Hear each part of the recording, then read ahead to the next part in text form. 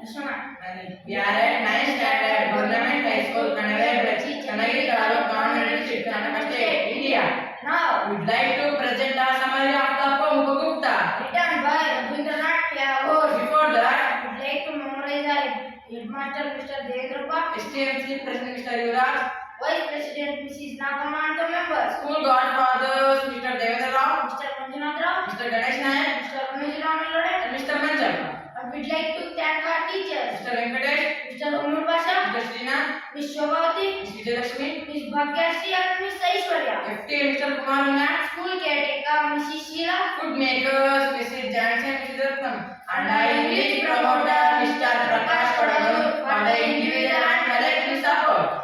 Upagupta Adisipala Gupta goes from one place to another. once While he is sleeping in a small town called Mathura, a dancing girl. wakes him up and invites him to her home, Upagupta refuses.